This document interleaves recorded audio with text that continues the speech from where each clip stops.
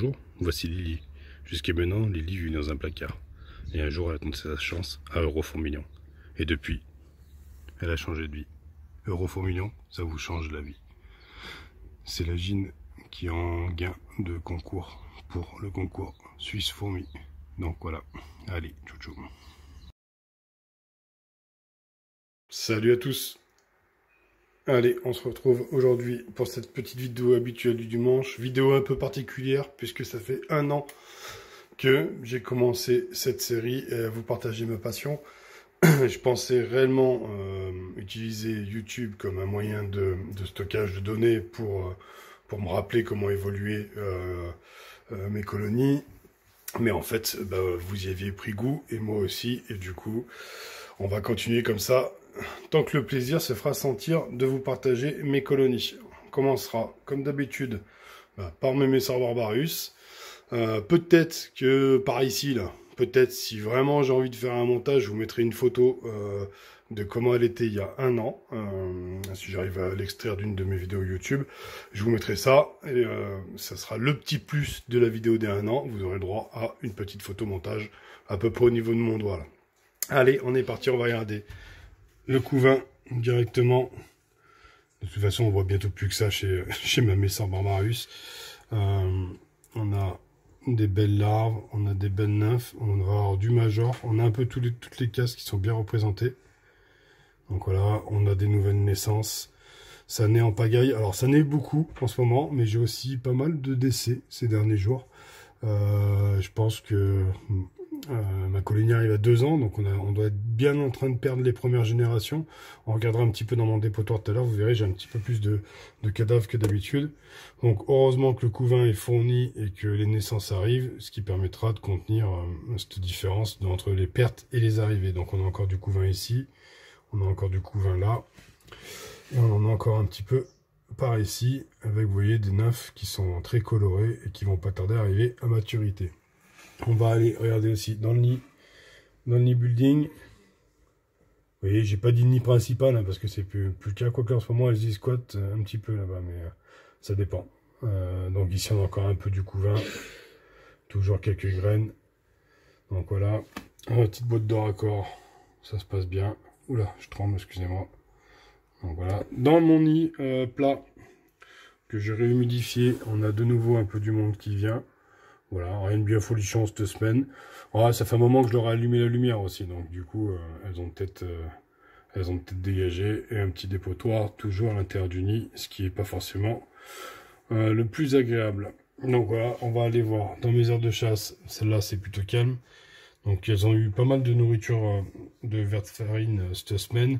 D'ailleurs, je pense que ça a participé au décès. Donc maintenant, pour les Messor Barbarus, je vais fraîchement tuer les vertefarines parce que je pense que ça laisse quand même un peu des dégâts. J'aurais aussi donné des nymphes de vertefarine parce que en ce moment, j'en ai beaucoup. Voilà, je vous montre quand même, ça n'a rien à voir avec les fourmis. Vous voyez, je commence à avoir un paquet de nymphes. J'ai un ténébrion qui est mort dans la gelée. Donc voilà, donc du coup je les nourris pas mal avec ça en ce moment. Alors elles ont une carapace entre guillemets très dure, donc je les coupe pour les Messor et elles ont l'air de s'en régaler. On va aller voir du coup dans notre deuxième aire de chasse, on va l'ouvrir et on va aller jeter un œil au dépotoir. Donc la gamelle que j'avais mis la semaine dernière pour tester, elle n'a pas bougé, c'est toujours moi qui ai mis les cadavres dedans et comme on peut voir, il y a un petit peu plus de mortalité que d'habitude. On en a ici, on en a aussi ici. Vous voyez, donc on a un peu de tout. Il y a un peu de tout qui est mort, du minor, du média et du major. Donc je pense que c'est réellement le renouvellement des générations qui est en train de se produire. Enfin, j'imagine. J'ai jamais eu autant de mortalité. Enfin, autant. Ouais, j'ai dû perdre une vingtaine ou une trentaine de fourmis cette semaine, je pense, dans ces eaux-là. Donc ouais, ça fait une belle mortalité, mais bon, on ne voit pas la colonie réduire. On va passer chez les Crantatus. Donc les Crantatus qui sont aujourd'hui en aire de chasse. J'ai eu un décès, je ne sais pas pourquoi hier. J'ai vu que ses sœurs l'ont bouffé. Donc voilà, on va aller jeter un œil à l'intérieur. Vous voyez, j'ai réhumidifié le nid avant-hier et apparemment ça les a fait fuir de là-haut. Elles sont venues se coller là en bas. En même temps, elles sont sous le chauffage, chauffées à 26 degrés, puisque elles en avaient besoin. On va retrouver un petit couvain avec des larves, quelques cocons, je crois. Enfin, surtout beaucoup de larves. Enfin, ouais, il y a des cocons aussi. On voit en bas, ici, là. Là, au bout de mon doigt, il y a un petit cocon. Donc, tout se passe bien chez les Cranctatus. Je suis bien content. Ça se développe bien. Elles sont bien actives. J'en vois de plus en plus souvent dehors.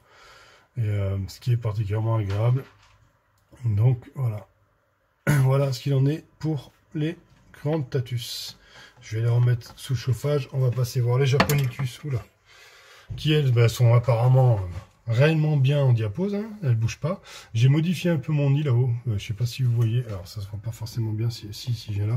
Voilà, j'ai recreusé ici un peu le béton cellulaire pour être plus près des galeries en fait, pour pouvoir humidifier un peu plus fort. Parce que je me suis demandé à un moment si c'est pas mon nid qui humidifiait pas parce qu'il est gros. Il y a une grosse épaisseur de béton cellulaire et je me suis demandé si c'est pas ça qui empêchait d'avoir une bonne hygrométrie. Comme j'ai pas installé de sonde, voilà, c'est pas tremblé, de sonde pour la contrôler, bah, je me fie un peu à ce que font les fourmis et elles sont tout le temps collées là. Donc là, j'ai vraiment rapproché. Quand j'humidifie, ça mouille bien dans les salles. J'ai fait plusieurs tests semaines. Bon, elles n'ont pas décidé de se bouger de là, donc j'imagine que on verra ça dans quelques mois. Et quand elles auront fini de faire leur petite pause, puisque le couvain ne se développe plus et pourtant il fait elle fait le chauffage mais il fait quand même 24 degrés donc il n'y a pas de raison, donc on verra. J'ai vu qu'un abonné avait le même souci que moi, enfin si on peut appeler ça un souci, avait ses Japonicus qui étaient passés en pseudo diapose, on va appeler ça comme ça parce que c'est pas logique qu'elle la fasse maintenant, donc à voir dans les jours à venir, enfin dans les semaines même d'ailleurs. Donc on va monter ma petite lateralis, hop. Donc ma petite lateralis ici. Alors attendez, j'essaie de vous faire une mise au point. Alors qu'est-ce qui s'est passé hop, j'ai dit une mise au point. Qu'est-ce qui s'est passé chez la lateralis? Donc la lateralis, j'ai pas mal de cocons qui sont apparus. Voilà. Mais comme vous pouvez le voir, alors je sais, enlève-toi s'il te plaît. Là, juste en bas de l'écran, ben, on a une nymphe nue. Donc je sais pas pourquoi. Enfin si, je pense savoir pourquoi. J'ai chauffé, je la chauffe la lateralis et l'autre jour j'ai mis d'habitude je mets le chauffage jusqu'ici à peu près.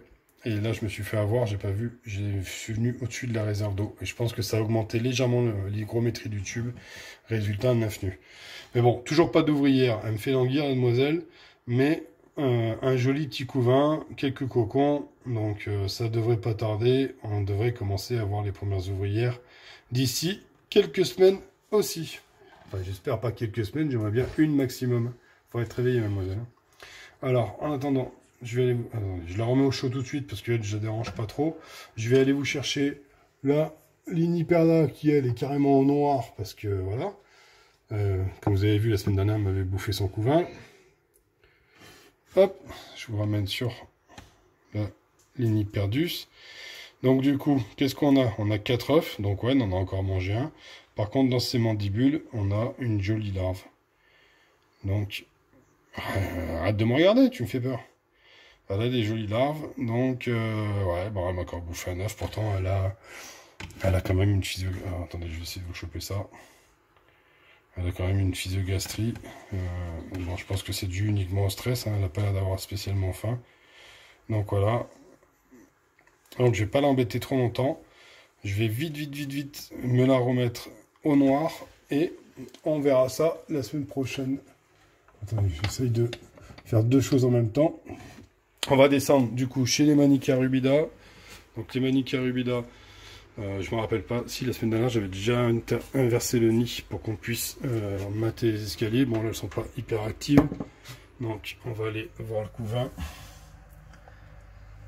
Donc voilà, joli couvain encore. J'ai pas regardé s'il y avait... C'est en train de se développer tranquillement. Ici on a encore des nymphes et des larves. En bas là-bas, il y a encore un gros paquet de larves. Donc ouais, c'est encore en bon développement. Par contre je vois pas... Attendez, généralement elle la fout par ici quand il y en a. Ah ouais, c'est ça. Généralement elle me fout toujours les œufs ici. Vous voyez, là, en face de nous, il y a une belle petite grappe d'œufs. Donc, elle continue à pondre, ce qui est quand même pas mal. Hop. Qu'est-ce qu'on a comme modification dans l'air de chasse? J'ai modifié l'air de chasse qui avait qu'un trou d'aération, et en fait quand j'ouvrais, je pense que c'est dû à l'humidité qu'il y a dans le nid. J'avais comme une odeur de renfermé, donc je pense que c'était pas suffisamment aéré. Donc je me suis repercé quelques petits trous. Alors malheureusement j'ai eu un ou deux petits éclats, hein. Ça reste des boîtes qui sont assez fragiles. Et j'ai repercé 4 trous pour essayer d'améliorer l'aération. Et depuis, ça a l'air déjà mieux. Donc je pense que ou je vais la laisser comme ça, si ça me convient, ou sinon je vais essayer maintenant de découper droit et de carrément faire un plafond ouvert. Parce qu'elles grimpent forcément beaucoup ici, mais elles s'arrêtent, elles viennent jamais au plafond, les Manica. Et je pense qu'en laissant le couvercle découpé comme ça, j'ai pas de risque d'évasion. Enfin voilà. Donc sur ce, on a fait le tour de mon élevage. Je vais quand même vous montrer celle-ci. Voilà. Petite Fédole pallidula. Vous voyez, avec un joli couvain. Donc cette gine-là, je l'ai donnée à Feu pour qu'il puisse faire, pour qu'il puisse la mettre, pardon, parce qu'il avait déjà fait avant, son concours sur sa chaîne, parce que j'en avais récupéré quelques-unes. Donc cette gine-là fait partie du lot du concours de Swiss Fourmi. Donc pour ceux qui n'ont pas vu son concours, allez sur sa chaîne, il a fait une vidéo pour ça. Donc voilà, comme ça je vous la montre et vous voyez un petit peu son évolution. Donc c'est de la Fédole, c'est petit, j'ai du mal à zoomer propre, je suis désolé. Donc voilà pour ce qu'il en est, et je crois qu'elle a déjà ici une larve. Donc ça se développe super bien, enfin c'est des Fédoles quoi. Donc voilà, on a fait le tour pour ces 1 an de ma vidéo. Je tenais à vous remercier. On monte sans arrêt en abonnés. J'ai beaucoup d'interactions avec vous et c'est ce que je pense être pour moi le plus important sur YouTube, c'est de pouvoir interagir avec vous, avoir des conseils, avoir des critiques constructives aussi, puisque certaines fois je fais des erreurs aussi, comme tout le monde, je pense comme tout débutant dans la myrmécologie. Oui, je me considère pas comme un expert. Je suis un pur débutant et j'en apprends tous les jours et je pense que c'est pas fini. Elles me surprendront encore longtemps. En tout cas, je vous remercie d'être là. Je le fais jamais, mais je vais vous demander pour une fois, tiens, si vous pour ces 1 an, si vous voulez vous abonner à la chaîne, n'hésitez pas. Et si vous voulez faire tourner mes vidéos, ben profitez-en. Ça nous fera peut-être monter encore un peu en abonnés. Et puis peut-être que je sais pas où ça s'arrêtera. Je crois que YouTube a fait un sondage, il m'annonce 1200 abonnés l'année prochaine. Donc, va falloir qu'on se motive. Non, honnêtement, le nombre d'abonnés m'intéresse peu. Je préfère que vous soyez 500 comme vous êtes et avoir une bonne ambiance dans les commentaires, avoir beaucoup d'échanges avec vous, qu'être 12 000 et avoir 3 mecs qui parlent, quoi. Allez, sur ce, j'arrête de vous raconter ma life. Je vous souhaite un très très bon dimanche. Je vous dis à dimanche prochain. Dimanche prochain, quand vous aurez la notification, les vidéos auront un nouveau titre. Mais il n'y aura que ça qui aura changé. Seulement le titre. Je pense que le reste restera identique. Allez, ciao ciao!